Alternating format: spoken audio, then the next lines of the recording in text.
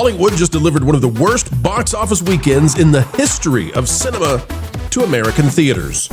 Both Tron Aries and one battle after another managed to further fail in a way that would normally be the stuff of myths and legends. So it's no surprise that AMC is turning to Netflix to save them. Today, we'll find out why that just might terrify the Walt Disney Company, and as soon as this Christmas.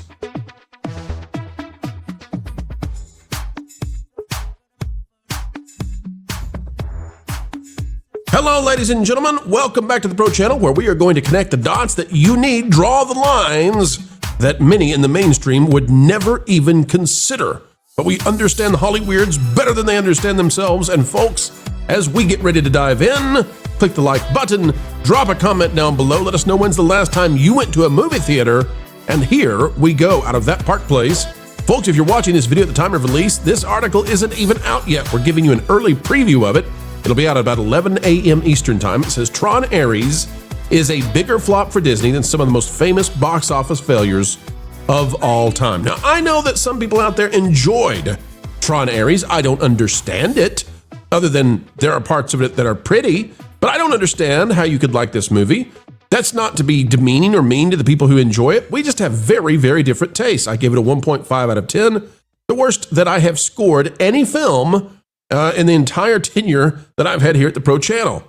Disney has worn its share of very expensive bruises at the box office. Prior to the post-pandemic trend of losing money on major blockbusters, Disney would often react strongly to public failure. John Carter and The Lone Ranger are two canonical examples that triggered boardroom autopsies and strategy pivots. That's right, folks. Do you remember when Disney would have, on occasion, a horrible, horrific flop? And like everything would drop, they'd say, no, we must change immediately. They've had like 4 of those this year. Tron Aries is just the cherry on top. They've had Snow White, they've had Elio. We can keep going. It says 2 weekends in, Aries sits at roughly $103 million worldwide, with a 66% second weekend drop to only $11.1 million. Now with that, folks, what you need to understand is this is now heading to be a worse box office flop than John Carter and The Lone Ranger. John Carter made $284 million worldwide. John Carter was so bad that Disney took major internal and external steps to fix that mess. The Lone Ranger, again, another film that had Disney completely upside down. The Lone Ranger finished at $260.5 million. These are, for those of you who are a little bit on the younger side, these were monumental flops for Disney 10 to 20 years ago. Monumental, to the point they had to change company strategy. Yet nobody's talking that way with these films that Disney's doing, like multiples in a single year, right? When Disney has flops like Indiana Jones, The Dial of Destiny, plus the Marvels, plus whatever else they had in 2023, 4 giant flops that year, people didn't come out. The journalists didn't come out and say Disney must change. They wanted more of it. And why? Because news coverage these days in the legacy media has become a zero-sum game of politics first, ideology second, tribalism please, and the market, oh please, that doesn't matter at all.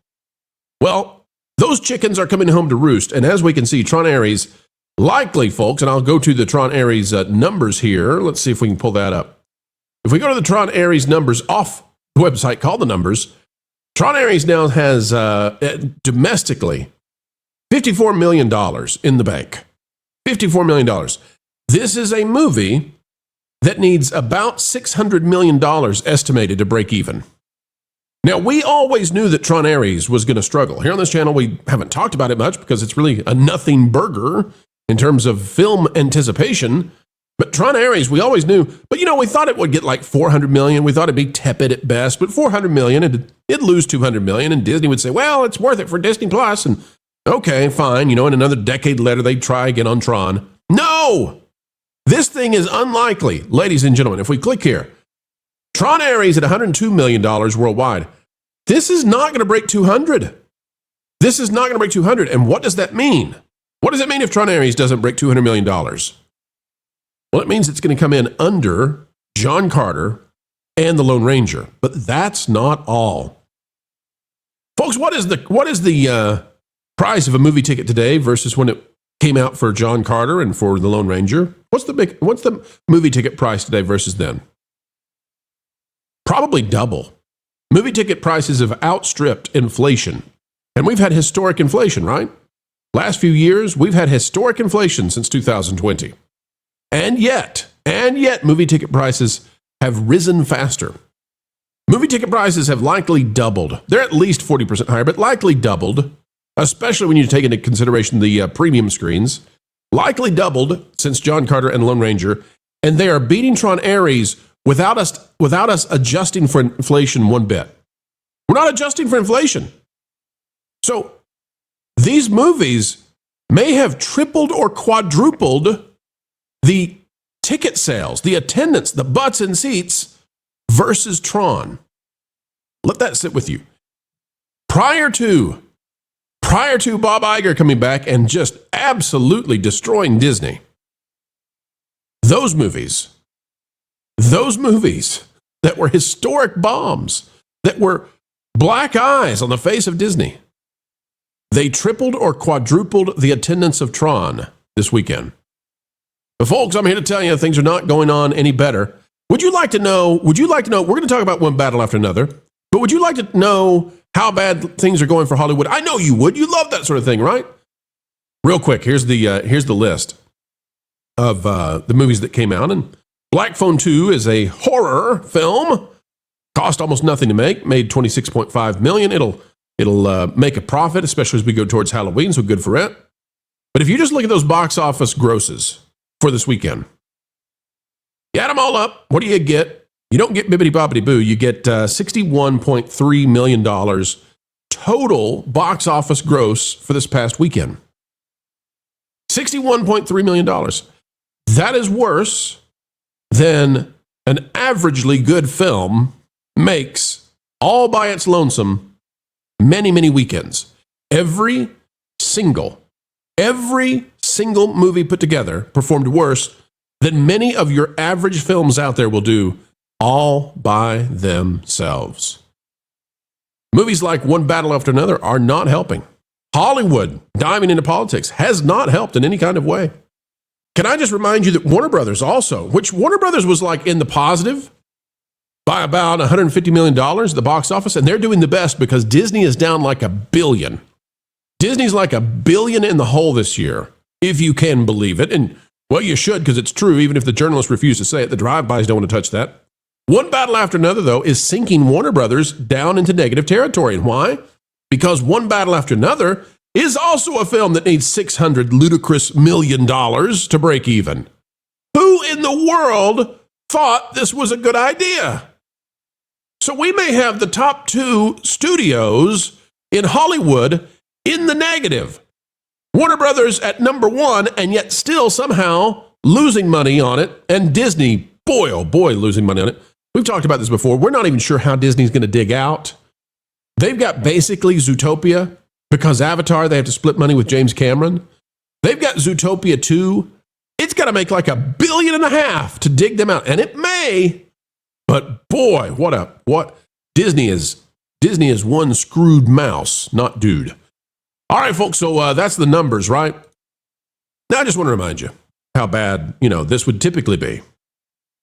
Drew Taylor out of The Wrap wrote this a couple years ago. The untold story of Disney's $307 million bomb, John Carter. It's a disaster. Yet where have the drive-bys been for the past couple of years saying, Indiana Jones, Captain Marvel, Snow White, Captain America, Brave New World, Elio, Lightyear, Strange World. I can keep going, and now I can add Tron Aries. They all make John Carter look minuscule in terms of flops. How did Disney go from this being one of those unprecedented cracks in the armor for Disney, an unbelievable miscalculation, to now that's all they know how to do? That's all they know how to do. Drew Taylor spends a lot of time figuring out exactly how John Carter went wrong. How did it go so badly? And today, every month, I'm covering John Carter's at Disney. says 10 years ago, Disney's John Carter opened nationwide. Meant to be a potential franchise-starting blockbuster, it was savaged by critics who called the film wanly plodding and routine, and a giant suffocating doughy feast of boredom. It was met with an indifference by general audiences who simply didn't show up. Quickly, the movie and its fate took on a nearly mythical dimension.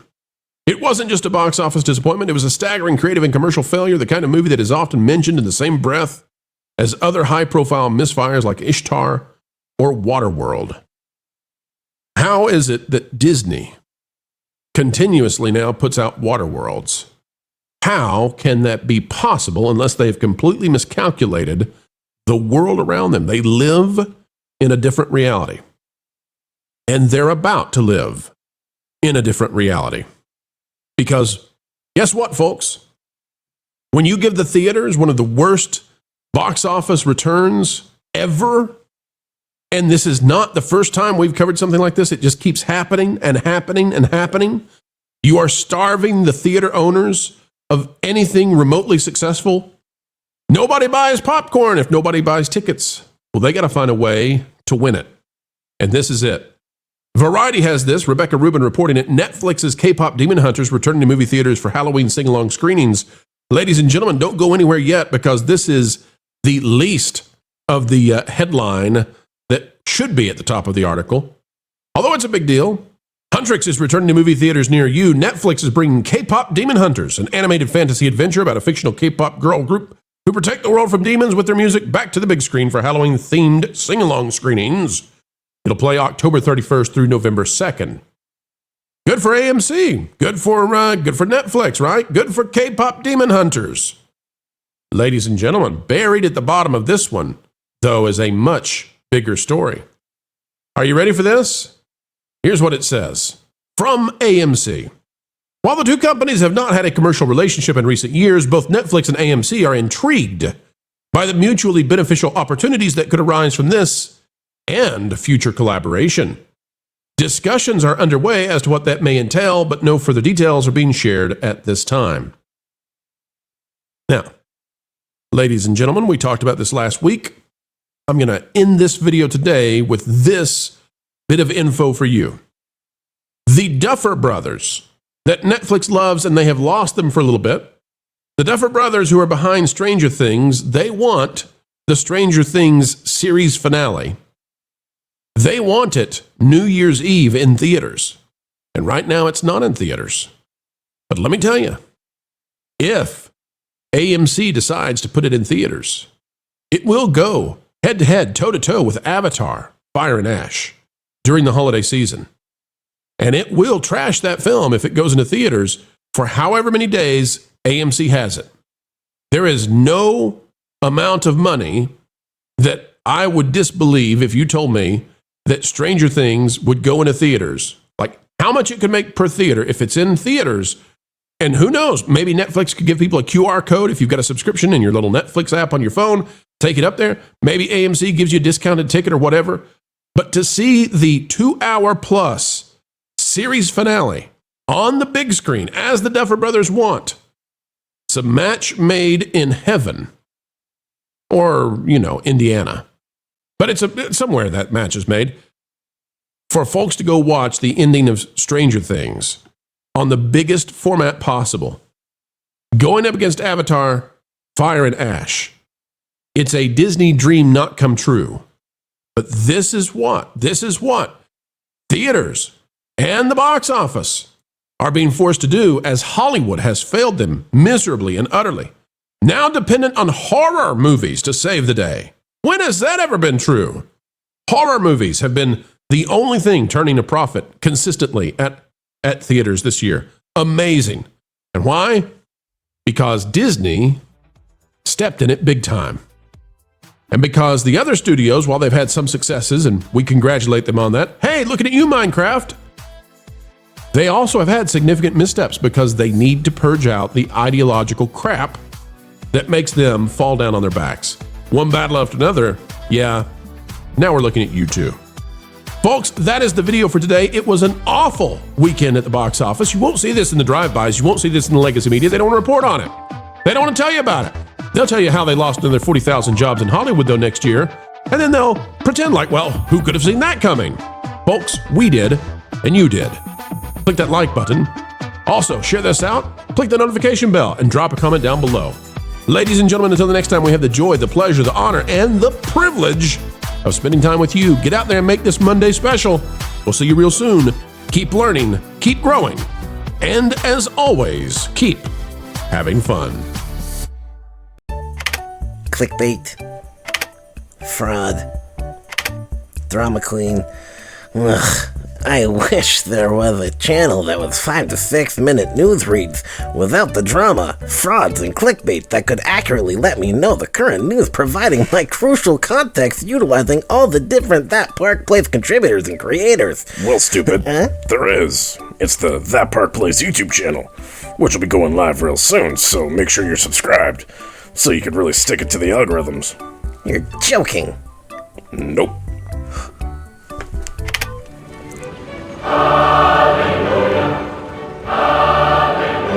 Oh my.